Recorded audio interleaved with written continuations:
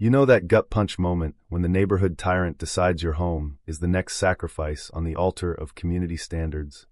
That was me. The second Lorraine Voss, president of Bluffview Estates HOA, planted her designer heels on my porch like she was delivering the 10 Commandments. "Ethan Caldwell," she said, voice dripping honey over broken glass, clipboard pressed to her chest like a holy relic. "Your seawall is obstructing the coastal vista for multiple homeowners. Article 12, Section 3, Visual Harmony and Oceanfront Uniformity. The board has voted. It comes down." I stared at her, the Pacific wind whipping her perfect blonde bob. "Lorraine, that wall's been here since '87. It's permitted, engineered by pros, and the only reason my 3 acres haven't slid into the drink. You and your Chardonnay coven really think you can just—" "Inappropriate tone," she cut in, smiling that tight little smile that never reached her eyes. "We're simply preserving property values. Embrace the change or don't. But next Friday the crew arrives." I laughed right in her face. "You voted? Over shrimp cocktails and gossip? Try me. I've got the docs. Touch my wall and I'll bury you in paperwork." She turned on her heel, sun hat flapping like a victory flag. "Contact your attorney, Mr. Caldwell. Demolition begins at dawn." They didn't knock. They didn't warn. While I was stuck in traffic after a physical, jackhammers, and a backhoe tore into 40 years of protection, like it was cheap drywall. By the time I skidded into the driveway, half the concrete lay in jagged piles, the raw bluff already bleeding red dirt into the surf. "What the actual hell?" I shouted, phone out, recording every face. The foreman looked like he'd rather be anywhere else. "HOA work order, sir." They said jurisdiction. "This is private property, genius. That's a load-bearing structure. One more swing, and you're all personally liable." They packed up fast, muttering excuses, but the damage was etched in stone, or the lack of it. That evening Lorraine strolled over in linen pants and a smug grin, wide-brimmed hat shading her Botox glow. "See? Doesn't the view just sing now? Premium neighborhood, Ethan. Open sight lines equal open value." I pointed at the raw scar where the tide was already carving deeper. "You just turned my backyard into beachfront soup. The ocean doesn't care about your article numbers, Lorraine. It doesn't read bylaws. It just eats." "Oh please. Don't be dramatic. It's stabilized soil. We consulted professionals." "Professionals?" I echoed, voice low.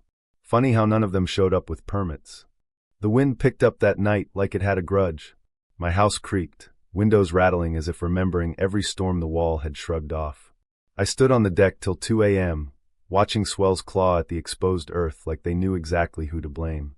Next morning I was on the phone with the California Coastal Commission before the coffee finished brewing. Sent the time-stamped video. By noon, Inspector Ramirez rolled up in a dusty truck, laser rangefinder in hand, face tight. "Load-bearing retaining structure," he said after walking the edge. "Unauthorized removal without geotech review or replacement plan. This isn't just stupid, it's criminal negligence. Slopes already receding 6 inches in 24 hours. He glanced downhill toward Lorraine's glass palace, infinity pool gleaming like a taunt. "And if this bluff lets go, it won't stop at your property line." 2 days later the city issued a cease and desist and opened a formal investigation. I figured that was the end of her crusade. It was only the beginning. Thursday evening every mailbox on the street got a glossy flyer screaming about Mr. Caldwell's dangerous non-compliant eyesore and obstructing community progress. Low-angle photo of my yard made it look like a junkyard. Neighbors started avoiding eye contact at the mailboxes. I knocked on Old Man Ruiz's door across the street. He held up the flyer. "She's unhinged." Tried to get me to sign a petition to reclaim HOA authority. Told her I'd rather sign my own eviction notice. That night I installed 4 motion cameras aimed at the bluff. Next morning the footage showed 2 guys with flashlights staking plastic flags into my exposed soil at 2:17 a.m. Their van? Coastal Dreams Landscaping, unlicensed, according to the state database. I called my attorney, Sophia Morales, before breakfast. She watched the clip once and smiled like a shark smelling blood. Trespass, tampering with a known hazard zone, impersonating licensed contractors. We're filing for injunction today, and criminal charges tomorrow. Saturday morning the bluff answered first. I was pouring coffee when the ground shuddered. Ran outside to see the entire unsupported section shear away in a slow, sickening V-shaped scar, raw earth pouring into the surf. The drainage pipe snapped like a gunshot, water blasting sideways. And just downhill, Lorraine's infinity pool cracked with a sound like thunder, chlorinated water cascading down the fresh slide straight onto her lower patio. The glass railing buckled. One corner of her mansion listed like a ship taking on water. Emergency sirens filled the air. Lorraine came sprinting down the street in silk pajamas and bare feet, phone glued to her ear, screaming at someone who clearly wasn't listening. They said it was stable. They promised. The fire captain didn't even look up from directing crews around the new sinkhole swallowing half her driveway. City engineers red-tagged 6 homes by sunset, including hers. No one allowed back inside until full assessment. Local news that night led with drone footage of the jagged scar and my demolition video playing side by side. Luxury bluff collapse after HOA ordered unpermitted demolition. The anchor didn't even try to hide the smirk. Lorraine's attorney sent a letter the next day, trying to blame me for failing to disclose structural dependencies. Sophia read it, laughed out loud, and filed our countersuit that afternoon. Trespass, unlawful demolition, reckless endangerment, misappropriation of HOA dues, and, because we dug deep, fraudulent misrepresentation tied to a secret development deal. The emergency council hearing downtown was standing room only. I sat in a navy button-down with my binder of receipts, Sophia beside me cool as ice.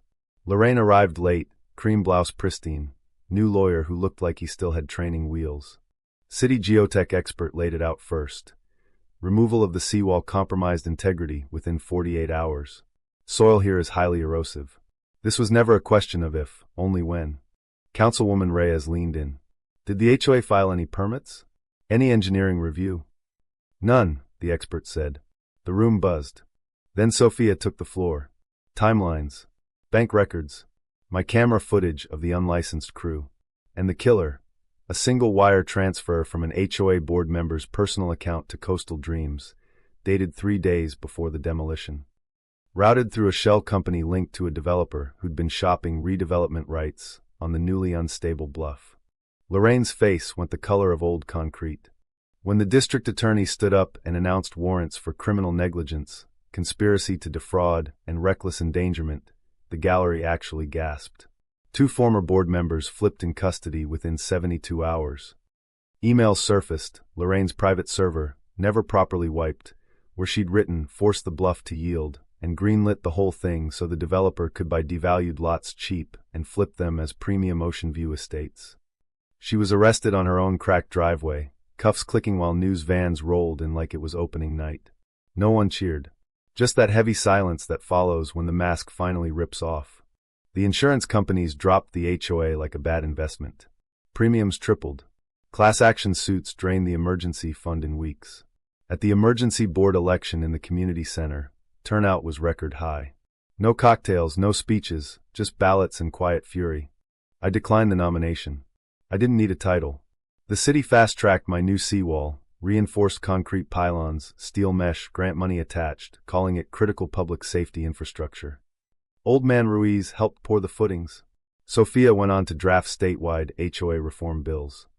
The neighborhood started talking to each other again, real conversations instead of whispered complaints. 3 months later the bluff still wore its scar like a warning, but new native plants were taking root, and the new wall stood solid against the next big swell. Lorraine's mansion sat empty, red-tagged and for sale at a fire sale price no one wanted to touch. The Pacific kept rolling in, indifferent as ever. It doesn't care who wrote the rules. It just reminds you, sometimes with a smile, sometimes with a landslide, that gravity and water always win in the end. True or false? In the end, was the HOA president the real victim of overreach, or did she simply get exactly the harmony she demanded, when the ocean finally enforced the only rule that matters?